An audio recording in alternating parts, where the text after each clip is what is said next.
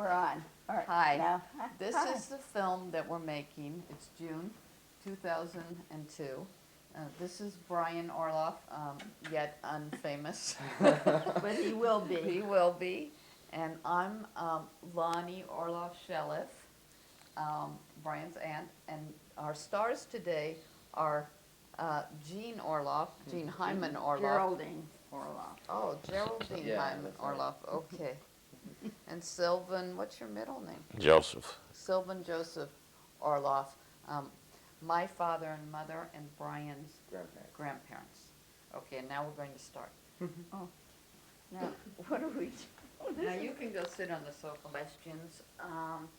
Dad, what do you remember, what do you want to tell us about your childhood and what life was like? Stop the film. As a child for several years, that's a long Okay, start with time. that when you were born. That's a long time to tell you everything that I remember about being a child. Where were you born? Just a minute, please. Okay, my earliest recollection, actually, we were living at 34 North Milton in St. Paul. That was my grandparents' Self-Bine's home. My father was building our house. And actually, my earliest recollection is of my great-grandmother. I believe it was on the Orloff side of the family, who was very old and shriveled up and looked like a witch and scared the hell out of me. I must have been about 2 years old, but I absolutely remember that to this day. And the next thing I remember, I went with Dad to see how the house was progressing, and a workman on the garage threw down a piece of roofing material and just missed me, and I absolutely remember that. I must have been maybe close to 3 years old. And the next thing I remember vividly is a terrible, terrible rainstorm, thunder and lightning storm, and a grocery delivery truck. There was a big grocery store downtown St. Paul called Michaud's, and this grocery delivery truck, the street that we lived on was a little uphill, and this grocery truck, apparently the motor got flooded out from the heavy rain, and then the lightning struck the truck. And we had a radiator across the front windows, and I was standing on the knob of the radiator in order to look out. And those are really my earliest recollections. We lived in that house, 998 Linwood Place, until I was almost 13 years old. And I went to school a block away at Linwood Grade School. It was a brand new school. In fact, it was built in 1923. And it was a new neighborhood. It was very nice. When I was about not quite 13, my grandfather Orloff died, and he owned a number of duplexes.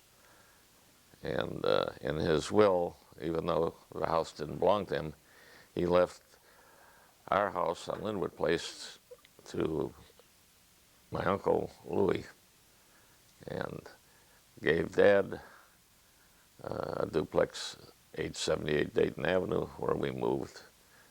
And that was next door to a duplex that he gave my Uncle Solly. And we lived in there, 878 Dayton, until, after I left home. I left home in 1943, so maybe around, it might have been after the war, 1946 or so. My dad bought a house out and sold the duplex. He didn't sell the duplex. My sister lived there for a year or two, and then he sold the duplex. and he bought a house out in Highland Park, and my dad and mother moved out there. Maybe we'll go back I a do little think, bit when you were little. I do think you ought to, I do Yeah. think you ought to cut and give All a right. chance. I'm gonna. I do think you ought to cut off and give me a chance to catch my breath. This is, Okay. you know, Could you tell us about your parents and you know, what type of people they were and who they were? well, my parents are very nice people, and my dad and I always got along very well. When I was young, we used to go fishing together, and my mother was a housekeeper. Her hobbies were playing bridge and mahjong and keeping the house. When I was young, talking about fishing, my dad and 6 or 7 other of his friends they bought a fishing and it was actually a fishing camp. It was a lodge at White Bear Lake that had 5 or 6 cabins in the big lodge up on top of the hill.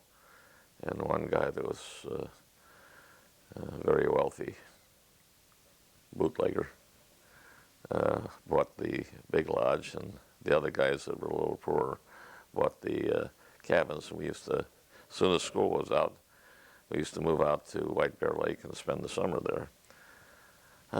Probably until I was about 10, 11 years old, and then the state decided to try an experimental way of killing weeds in the lake, and they put some poison in it that killed all the fish.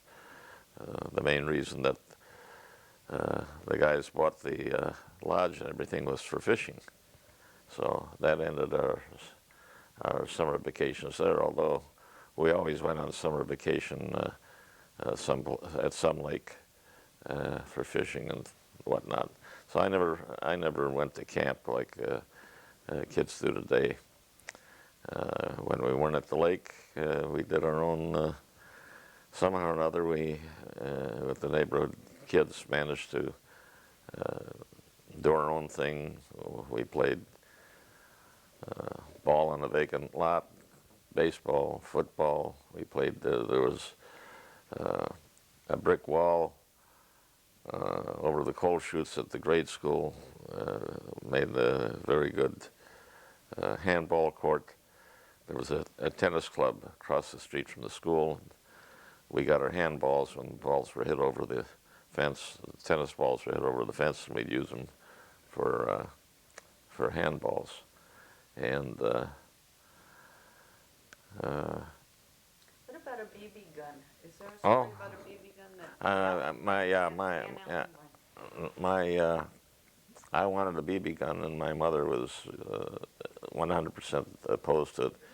And my Aunt Ann Kahn lived a couple blocks away from us, incidentally, and also in a duplex that my grandfather left to her when he died.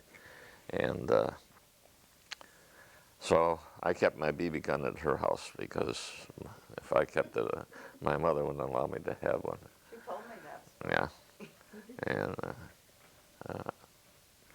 well, Weren't you a water boy at the school? yes, brothers and sisters. I had one of each. My sister Charlotte was 4 years younger than I was, and my brother was 12 years younger, and or is 12 years younger. My sister is 4 years younger. Thank God they're both alive. Anyhow, the biggest thing with my sister in her youth, early childhood, was setting fire to the house.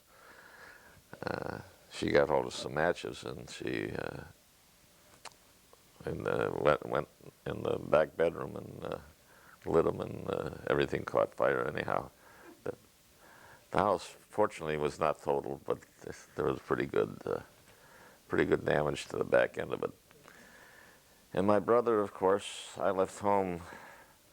Oh, I left home. He was permanently in St. Paul. He was, let's see, about 4 years old. So his growing up years, seeing as I never moved back to St. Paul, I really didn't know, much about what he did. And I'll say this: my brother and I have always been very close. And that was our family. That's Uncle Lonnie. Family in historical context for us? Well, yeah. My on the Orloff side of the family, my grandfather came to this country about 1904, 1905, and a year or so later, my grandmother followed with my dad, who when they left Russia was about 7 or 8, my Uncle Louis and my Aunt Esther. And my grandmother had stayed behind to sell their business, and she brought the 3 kids and herself, like in an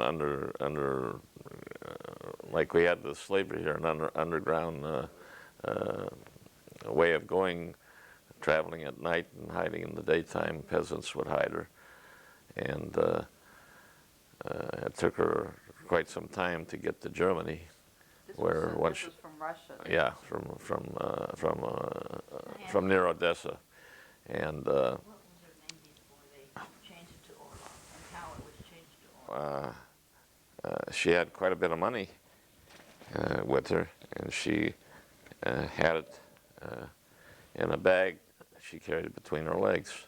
Of course, women, they had, long skirts in those days. And anyhow, that's the money she brought to this country is what they used to go to St. Paul and buy a store. My grandfather was in the leather business, and St. Paul in those days was a huge shoe manufacturing area. Long before St. Louis was big in shoe making, St. Paul was a big one. So anyhow, they bought the store in 1907, and my Uncle Sally was born 9 months after they got here, approximately. And then they had my Aunt Ann, my Aunt Rose, my Aunt Frida. So we had a large family. And until World War II, who would have thought that anybody wouldn't live in St. Paul? Well, we would have a family gathering at least every Sunday, not counting the major holidays. And What about your dad and your mom? well, I would say that I would guess we would have to have been considered upper middle class. My dad ran the family business, which he and well, actually, my grandfather left a little chunk of it to all of the kids. The major part to my dad and Uncle Sally, and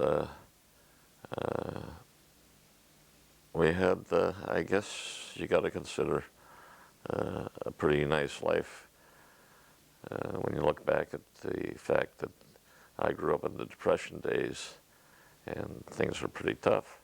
I mean, we didn't spend money like water. One example is I wanted a bicycle, and my dad went down to a junkyard and picked one up. And it was, in those days, I don't know if bicycles still come that way, but they used to come 20, 24, 26, 29 inch. And he brought home a 29 inch, and I couldn't reach the pedals on the thing.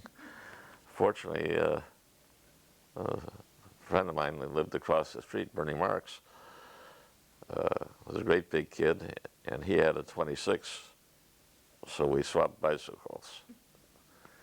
And funny thing, years later, when I moved to Des Moines, I ran into, he had moved to Des Moines, he and his family, and I ran into Bernie in Des Moines quite a few years later. Anyhow, my mother was, like I say, a homemaker. She played the piano, and we had a very pleasant life. I had a very pleasant childhood. And when I was about, as I said before, when I was about almost 13, my grandfather died, and we moved to Dayton Avenue, and then I went to John Marshall Junior High, which was a long ways from our old neighborhood, and of course all the kids that I went to school with didn't go to John Marshall, so I had none of my old friends over there. And I ended up, John Marshall was a junior high. They converted it to a senior high a couple of years later, and I ended up going all the way through school there, and graduated in 1940, excuse me, 1940. Didn't you graduate at 16? Didn't you? Yeah. So I was 17, I guess, when I graduated from, just 17 in March, graduated from high school, enrolled in the University of Minnesota class of 44. And I went to Minnesota for almost 3 years. The war broke out. Of course, the war broke out in 41. But when I became draft age, there was a understanding, whether it was true or not, I don't know, because I never had to go through it to find out. But there was an understanding, if you volunteered under the draft, that you could pick your service that you wanted to be in, rather than the government throwing you wherever they wanted, the Navy, the Army, or whatever. So anyhow, I volunteered under the draft, and I think in December of 42, and in January they called me up to Fort Snelling to take a physical examination, and I went to take the physical. A very slow moving line of naked guys. I got to the point in the physical where they took your pulse and listened to your heart. And across, the guy that did it to me, he used to work at Morrisville Rothschild, was a department store downtown St. Paul, in the men's haberdashery part, shirts and ties and socks and whatnot. And I used to buy socks and shirts and whatnot from him. So when I got to that point, the papers went down his side of the table, and we didn't know what was going on. He leaned across and whispered to me, "You're out of here." So I didn't know what he meant, but about a half hour later, they announced anybody that needs housing, stay here. Anybody that has housing can leave, be back at 5 in the morning. By that time, I had my own car. By golly, my 31 Chevrolet $50 car that cost $50 insurance. So I got my car and drove home. Next morning, I got there at 5 o'clock. Right off the bat, they called off a list of names, including mine. "You guys go home." So I went home, and a couple of weeks later, I get a notice from the draft board that I was 4F. So my mother got all excited. She took me to the doctor. They turned me inside out, couldn't find anything wrong with me. Anyhow, I was planning to go back to school in March after that situation. And in the meantime, my dad asked me if I'd go down.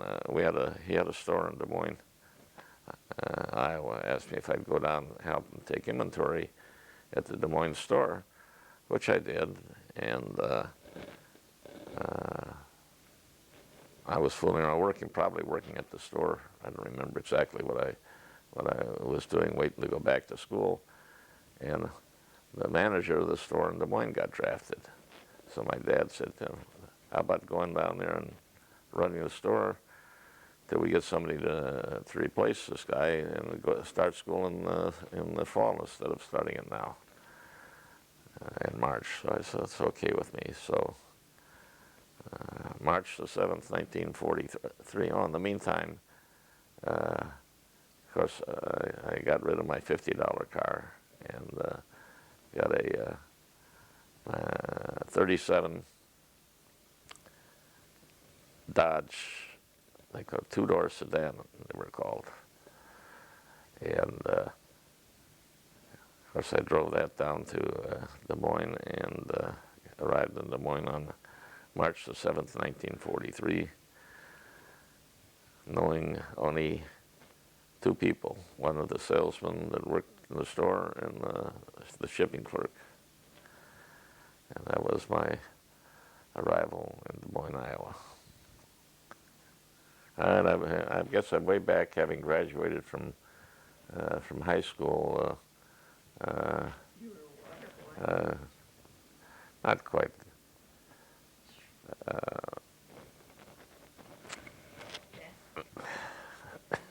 I was,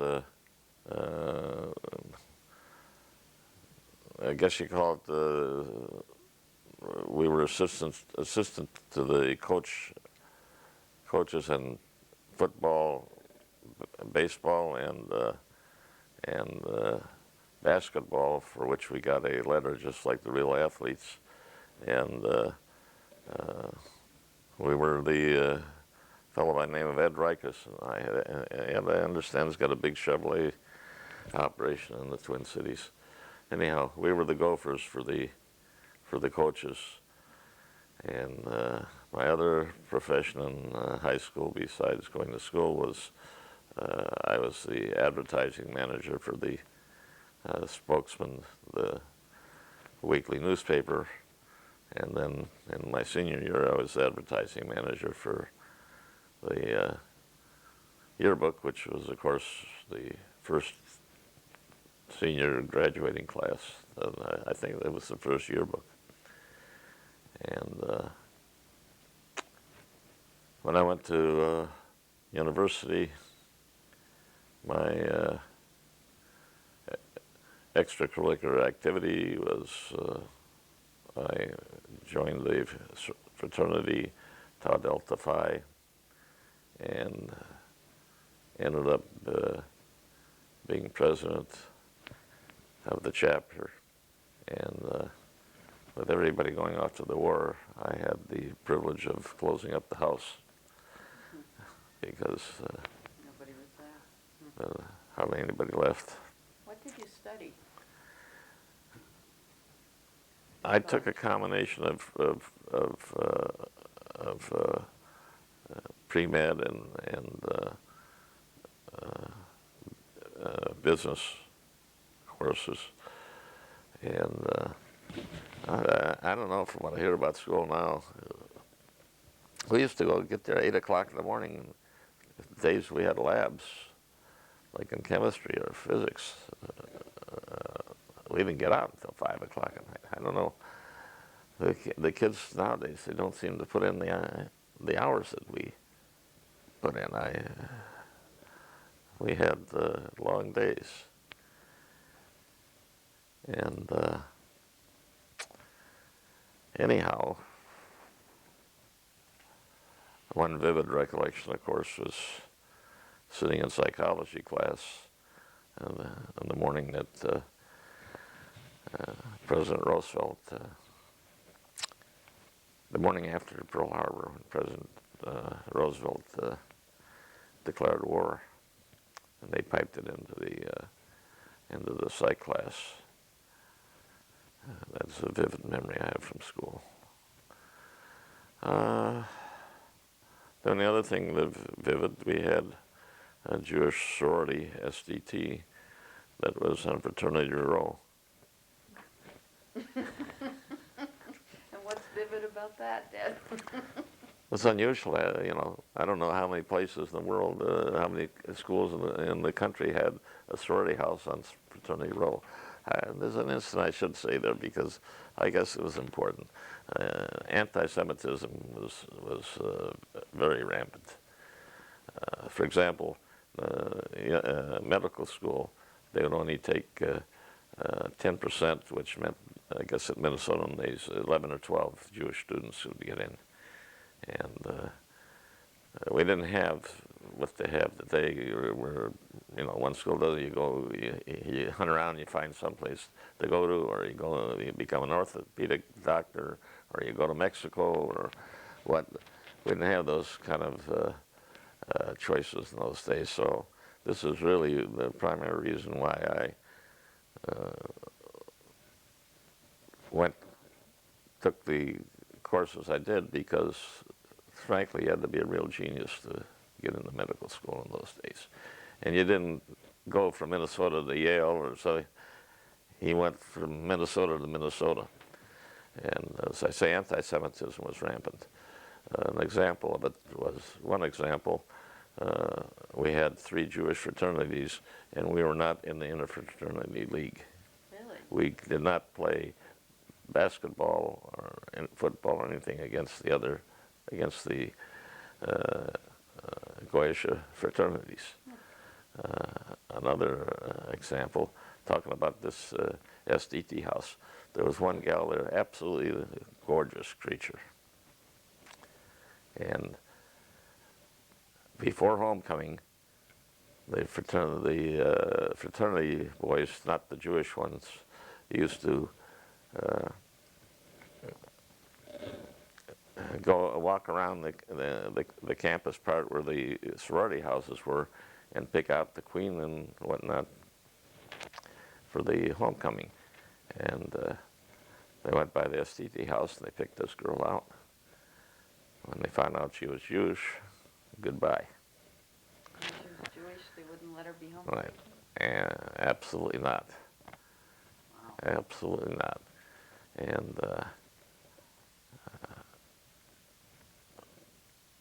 the best thing about it, the anti-Semitism in my mind, that sticks in my mind, is quarterly the Minnesota Daily, the daily newspaper, would list the standings of the fraternities academically. And there was never any question which one of the 3 would be 1, 2, 3 of the Jewish fraternities compared to the others. But anti-Semitism was really something bad. We get listening, we forget to turn the camera. Well, the getting into medical school, I studied with like zoology. We used to take turns stealing specimens, because at the end of the year you had a comprehensive, and you had to, and part of the comprehensive was they laid out all the specimens with a pin stuck in them, and you had to walk up and say what the pin why the pin was or what it represented and whatnot. So we managed to, stuff like worms we could get ourselves, but fetal pig was another story. You had to swipe one, and we kept all that stuff. And he had a big house, and he had a big bedroom, like an attic room, and we used to study up there. And there were 4 or 5 of the guys. I couldn't even come close to how their ability, and when we used to study together, which is one of the reasons why it was a little discouraging to even attempt it. However, if I would have stayed in school, I would have attempted it, but I wouldn't think. another year, and then actually they did away with that monkey business, and the government took over, and you stayed out of the draft to go into medical school. They wanted doctors. They didn't fool around with these phony Quota things. quota things. Anyhow, so anyhow, back to arriving to Des Moines, March the 7th, 1943. So I stayed in a hotel, Randolph Hotel, for a week or so. Actually, there weren't very many hotels available. The Savory in the Fort Des Moines, and whatever the one, the one on Grand Avenue, were all taken by the WACs. We had Fort Des Moines was the WAC headquarters of the United States. It was a little tough on me at my age, being dumped with 7,000 or 8,000 women who march up down the streets, and you got off the sidewalk when they came along. Anyhow. Anyhow. So after a week or two, I watched the ads, and I rented a room, a very nice home. This woman was patriotic. Her son was in the Navy, and beautiful home on Grand Avenue. And that's where I lived until her son came back from the Navy, and then I moved down to first I lived in the Fort Des Moines Hotel, and God, I can't remember the name of the hotel anyhow, no, not the Chamberlain. I didn't know you when you were staying at home. Yeah, yes, you did. You'll remember this when I tell it. Anyhow. So there I was in Des Moines, really, not, as I say, not knowing two people altogether. And so one of the first things I did was I joined the Puritans Synagogue. And met a few people there, and I met my brother-in-law Abe. He was one of my first friends in Des Moines, and of course he had lived there for a number of years, and through association with him, I developed the association of being amongst Jewish people and meeting people and meeting girls to date, things like that. And we did things like, I remember going to a B'nai B'rith meeting, and I wasn't old enough to become a member yet. You had to be 21. Yeah. And I did actually join when I was 21, so I've been a member of B'nai B'rith for quite a few years. And as time went on, I joined we had a Jewish Masonic temple, and I joined that.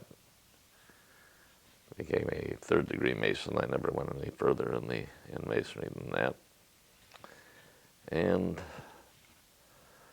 my work in running the store, I used to work 3 days in town, and I had a territory 2 days on the road. I opened up new territory that we had never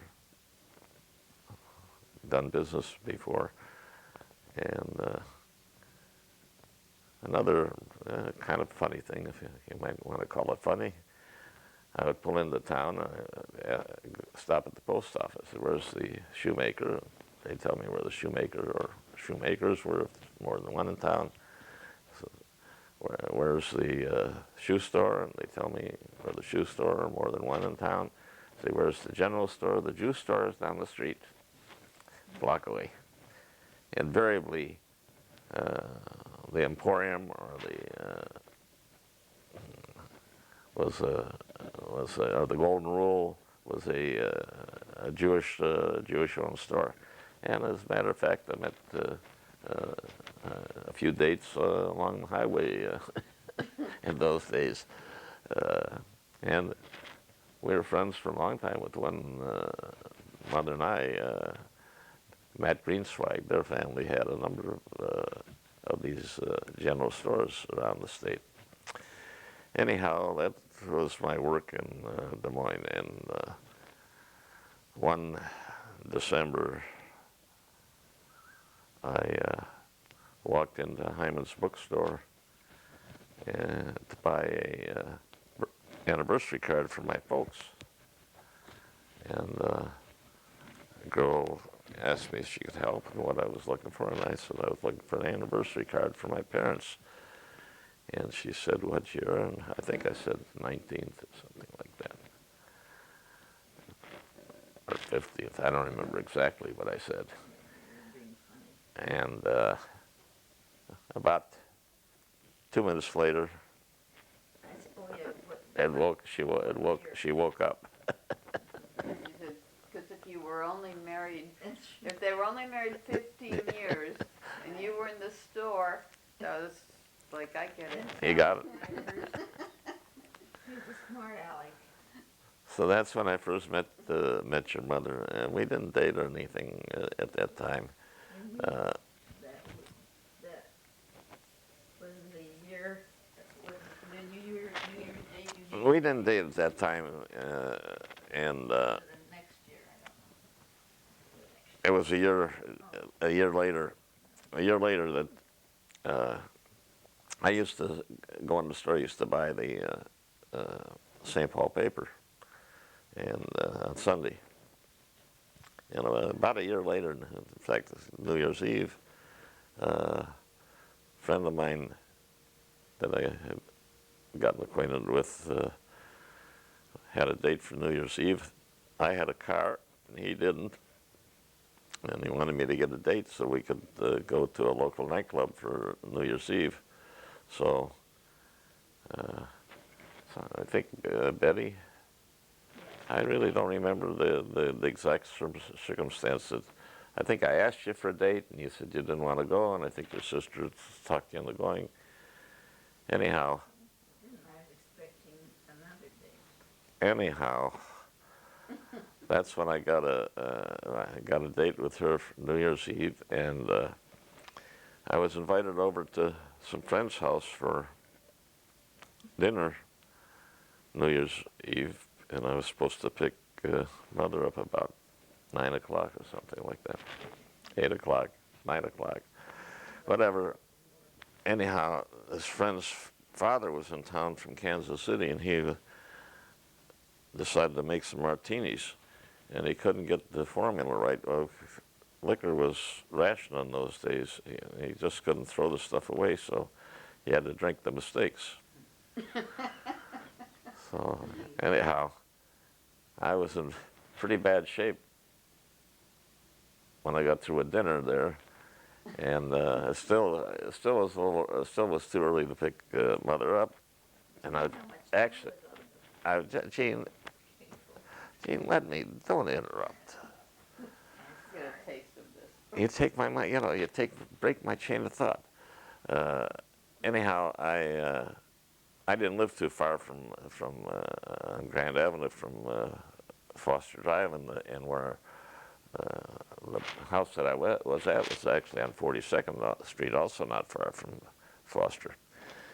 And I decided I'll go home and rest a little bit, then I'll pick Mother up. So I went to my room, and I fell asleep. They had a dog in the house. The dog came in, and apparently my arm was hanging over the bed, and he licked my hand, woke me up.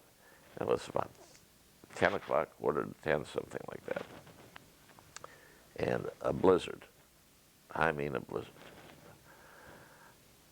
I got out, got in the car, and picked Mother up.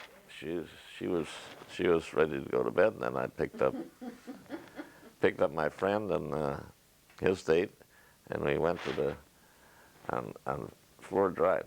Not the Moonlight. The Moonlight was No, the Moonlight was off of Grand Avenue. You have to go, like, they're in the car waiting for you. Anyhow, we went out to this nightclub and proceeded to do what you do in a nightclub. And at midnight, they rang the whistles and blew the bells and whatnot, and we were dancing. So I kissed your mother, and she immediately. Did you immediately propose to me then? You proposed to me, And, and I said I would never marry you. You said what? I would never. You're such a So I just told her I'm going to marry you. Why did you think that? I liked her. You didn't even know me. You said you're going to marry me. Okay, this is my mother, and we'd like to now begin to hear about your childhood, Mom. Yes, you, Jean, Geraldine, Hyman, Orloff. From what age? Mom, tell well- me about what you remember when you were a young child and what life was like for you. When I was a young child. Well, where should I start? Whatever. Well, it seemed like, that was after the war, but my parents always took in cousins to live with us, or temporarily, different people that were related to them. They came to America, and then they needed a bed and a place to take a bath. How old were you? I mean, can you start when you Oh. were about 4 or 5? Yeah. Do you remember? When I was about 5, my Aunt Minnie died while she was having a baby, and my mother took the baby in, and we kept the baby there in the house for about 5 years until my Uncle Al remarried. And that was quite a lot of excitement in the house. And then, of course, Eileen, my cousin, Eileen Bernstein, she lived with us off and on all the time because he hated her because she looked so much like her mother. He didn't want her around. So she ended up becoming a wave, in the Navy. What's a wave? A wave is a female, a sailor in the our Navy, and that helped her a lot. I still write to her. I still call her. We still talk. Yeah, who was in your family when you were little? I mean, Well, my grandma, my dad's mother, he bought a house for her, and on Fridays, Joe and I would go over there and eat with her. That was a standing date to keep her occupied. And then she had 2 of my aunts living with her who worked in our bookstore. And Mary was too young for a while there, and she never did work in our store, but she was my pet aunt. Shouldn't say that, but that's the truth. And Minnie was the one I really loved, but she died, she always stuck up for me. And let's see, what else would you like to know about them? My mother was very busy all the time because they were building a business, from nothing. My dad, when he came to America, he started selling newspapers to buy food for he didn't come with any money. where did he come from? And what's his name? He came from Lithuania, What was his name? Louis Hyman. And How did he get to Des Moines? they knew somebody, I can't remember who it was. He used to be a fighter. He lived in Des Moines. Can you remember his name, Sylvan? I don't remember his name. Anyway, he found a place for us to come. I don't know. Not for us, but for my grandma. And she stayed home all the time. She didn't do anything except cook and sit and read the Jewish paper, and she didn't speak very good English at all. She never did learn English well. What was the Jewish paper? The Forward. Was it in Yiddish? We sold it in our store. And Dad gave her an allowance every week. And this is a little later after, you know, we got settled in homes. But let's see. And he met my mom. They had $20 between them when they got married. Isn't that something? Yeah. How Well, do you meet your mom? How do you meet Grandma Ida? I guess? because I don't know. I guess Grandma knew. I don't know. There was some connection. 'Cause she was they- from Baltimore, right? Yeah, she was from Baltimore, and I think her mother knew of the Hymans or something like that. It's kind of. I can't exactly remember what happened, but let's see. What was it? What else did you want to know? I can't. There's so When much yeah, when you were a little girl, did you grow up Jewish or Jewish. what did you do to be Jewish? I went to Hebrew school. I went to Sunday school. Tried to hook as much as possible, but it wasn't like your Hebrew schools now, and it was just our Hebrew teacher he never hit the girls, but he took a ruler and he smacked the boys every time they were out of line or anything. They were pretty mean to them. And I was always very late for class. I always detained in school, so I didn't get there in time because I hated it. Why? I hated Hebrew. I mean, the way they taught it was disgusting. You know, they only really were concerned with the boys. And so it's a waste of time. I'd rather take dancing lessons than I did at the community center. We took the Hebrew class at the community center, and the dancing, and everything else was the community center. Was that what kind of community center? It was on A Street, a very nice community center. I went to Sunday school there. It was Jewish community? Yeah, Jewish community center. And when they never sold it. They turned it over to the city for nothing. It makes me so mad because my dad put a lot of money into that center. You know, as his business grew, he gave. Everybody gave money to keep it going. Yeah, he and a few hundred other people, because Dad had like about 8 pushkis on a wall, and every night he came home, he put something in each one for years. What were the 8 for? For Hadassah, I guess that's where they came from, the pushkis. And each one went to a different charity? Yeah, right. Like what charities, do you remember? Mm-mm. Just every night you remember Probably the him putting a synagogue. coin?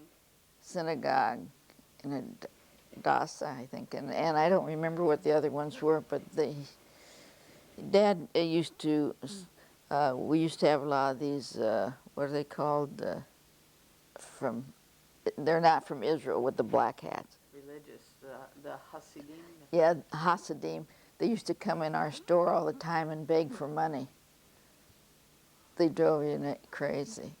So what did Dad your always teach gave you them to do? something. I mean, this is when Dad had a store, but when we first came, he was just making a living selling newspapers on the street, and then a bigger one, and then a bigger one, and then a little store, and then a bigger store. You know, it grew and grew and grew. I have a question about your dad. I heard, didn't they build up the store and didn't they nominate him for mayor of Des Moines? Yeah, they would have liked to have had Dad. Dad was very popular in Des Moines. Everyone loved him. What'd they call him, Louis or Louis. Jaime? Jaime. Yeah, Jaime, that's I right. read They that. called him Jaime, you're right. And yeah, well, because Dad was very lovable to everybody, except when he wanted you to work and all that. But he was a lot of fun. Like, we sold firecrackers, you know, so he had a big cannon outside that he'd shoot for the people every once in a while. Really boomed, a real big one. And then during the war, he put a sign on his window to sell bonds. He would sell them $2 cheaper if you'd buy United States bonds, and he would pay the difference. So people would come in and buy $25 bonds for $22, and my dad would pay the difference. And that was a big, everyone, because he was always doing things like that. He was, and during Halloween, we carried a lot of Halloween things. And he'd walk around downtown with ugly masks on with Hyman's bookstore on him. That's the way my dad was. He was a joker too, right? Yeah, oh yeah, very much so. He knew magic. He could do magic beautifully. And he belonged to that, he finally joined later that black magic place in California. Yeah, he really was good at magic. We sold a lot of magic tricks. And then we sold itching powder and sneezing powder and man in the barrel and all those kind of things, you know. Some dirty stuff too. And Yeah, tell about the lottery tickets and the cigarettes, how he trained you to work in the store, you know, when you used Oh. to work there, and how you, well, you mean the punch boards we had when people come in and buy cigarettes, we say, do you want to use the punch board or do you want, you know, buy the cigarettes? And some would take the punch board and they would punch and punch and they would get it. So that was money What's a- for us. what's a punch board? Oh, a punch board is, it says you just now, you're entitled to $1, or you're entitled, of course cigarettes were only what, 50, what were cigarettes then, Sylvan? 59 cents? Cigarettes were a quarter. A quarter. So, wait. But you have to pay double. The punch board would be like you won a nickel or a dime, Yeah, and there was a grand prize in there like $5 or something like that. That is what you used to try to get punch out before the customers got there. yeah. And then some customers would like to have us shake the dice. Yeah. And I was a little kid, but I shook the dice with them anyway. I should have brought, we had dice, but I don't think we used them, that were Golf horses. all, Horses. Ace that horses. Were loaded. yeah, So that did they your would fall dad- on. Did your dad teach you to shake the dice so Yeah, they'd you lose? You shake the dice You and shake it throw them so out. they'd kind of lose.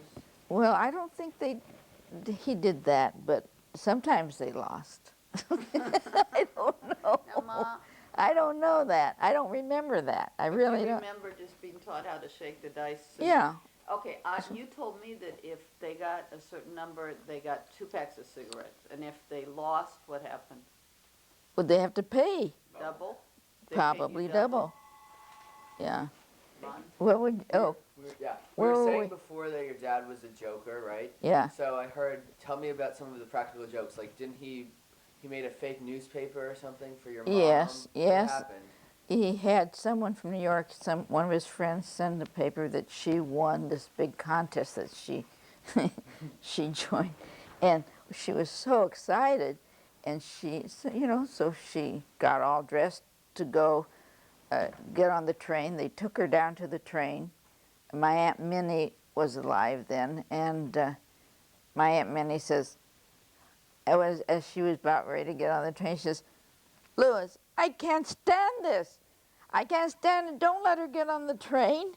And she broke the joke. But that was my dad. He used to play little jokes on people all the time. He was lovable. Sometimes, most of the time. But we had the wax, like Dad said, and we sold. You couldn't get silk hose, but we got them somehow, and we used to sell silk hose to the wax. We sold anything we could to the wax. You know, Mother put souvenirs on everything of Des Moines, and so they'd buy because it had souvenir from Des Moines. Yeah. So you did that. they would, on weekends, they would be up. We had the store until at least 2 o'clock in the morning or so, because Dad never closed the store until the streets were absolutely cleared. And you said that that your dad ran the No, store. no air conditioning either. What? No, you were saying, you were talking about how your dad ran the store, but you said earlier that you thought your mom was the Yes. backbone of the store. My mother came up with a lot of the ideas, and she did a lot of the buying, and she took care of the books, and not the books, but the money part of it. you know, and she then took some of that money and bought cheap houses and rented them out. And then she, you know, little by little, she bought property. She bought corners. Corners are the best things to buy, vacant corners. And she really was a Real estate businesswoman. mogul, huh? Yeah, she was brilliant. And she had no education up to what, seventh or eighth grade, something like that. But she learned from her mother, who had a little tiny grocery store. What was in your Baldwin. mother's name, by the way? You know? My mother, Ida, I- and Grandma's name, her mother's name was What was her maiden name? Wolf's? Wilson. And she had several brothers, and well, my mother was a whiz. She helped the synagogue. She helped build the synagogue there, and Well, I remember going to a dinner entirely in her honor for Yes. building Bethel Synagogue. she was a wonderful person.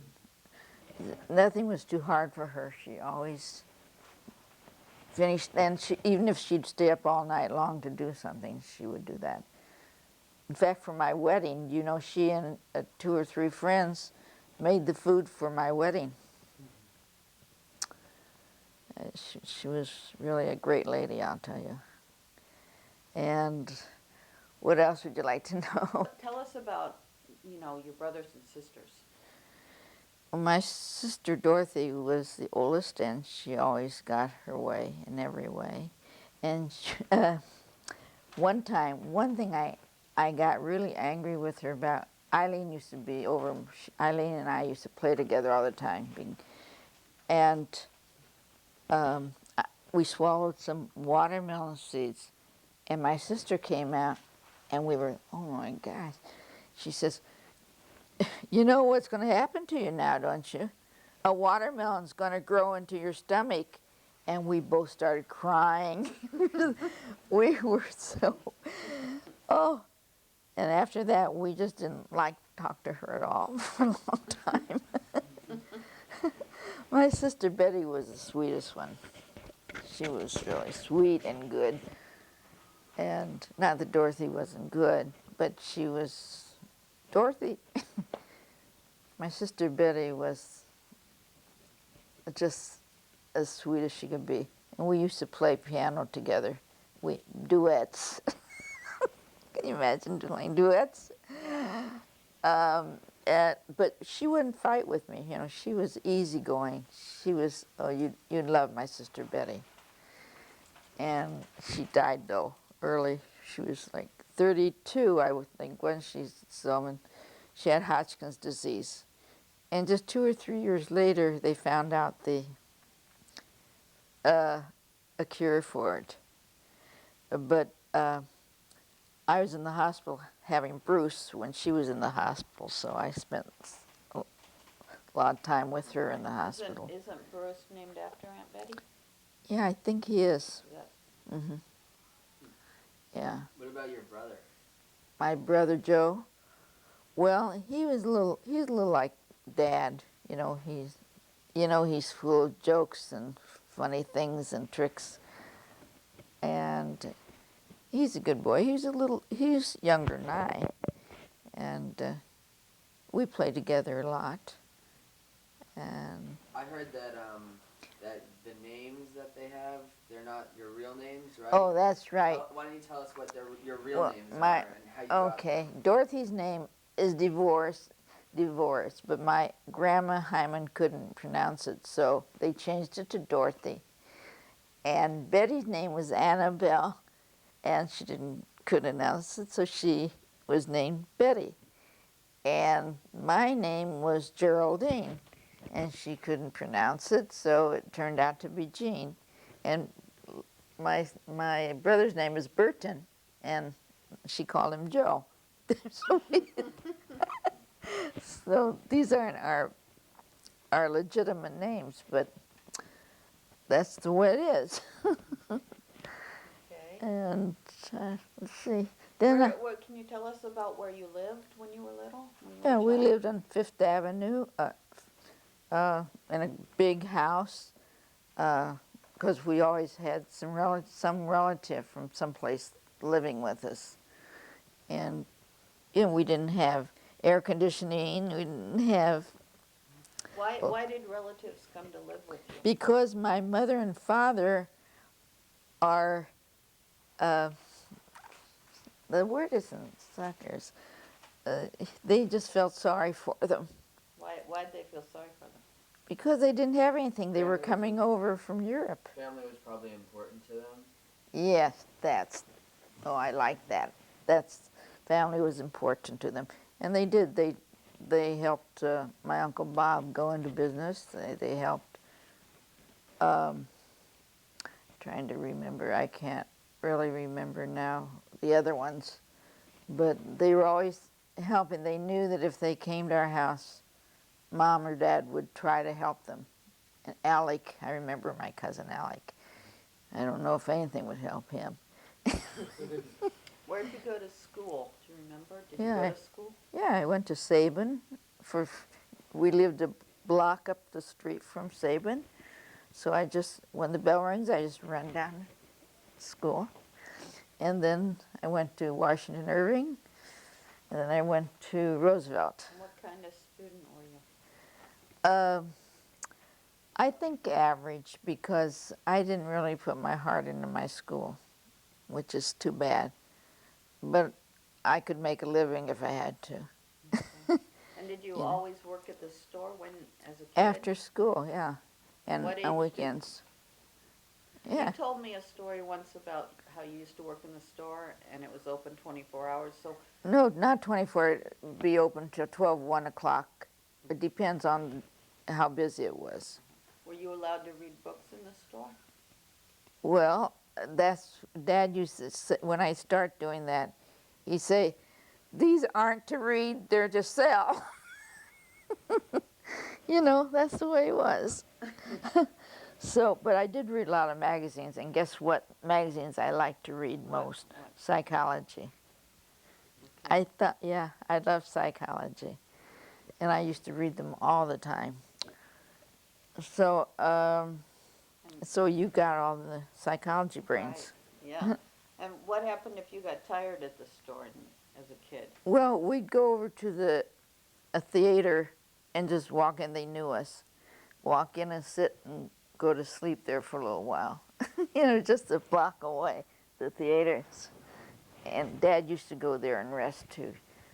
I mean, they didn't charge us anything because they knew us. It was a friendly life then. Yeah. Yeah.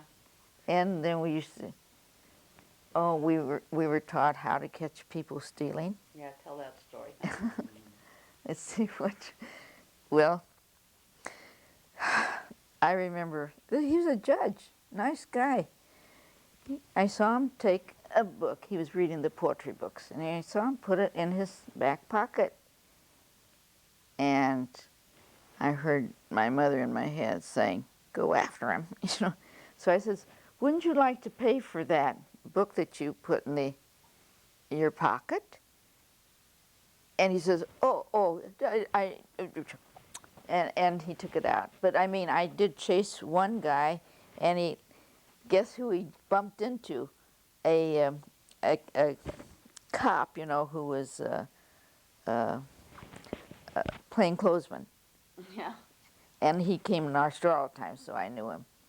And I says, "Stop him, he's got a book in his pants." They taught us a lot of things. What about that colonel you told me in the army? Oh, the colonel. Where was he? He stole too. Oh yeah, a lot of people stole, but they take a Life magazine and put a small magazine inside and pay for just one Life magazine. People steal, even with greeting cards.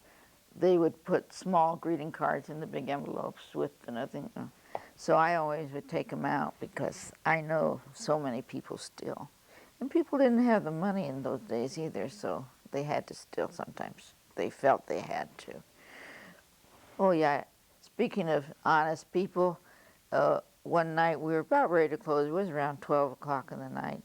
And in come a preacher. And he wanted to buy some Bibles. So he took up an hour of our time. You know, we were tired. But he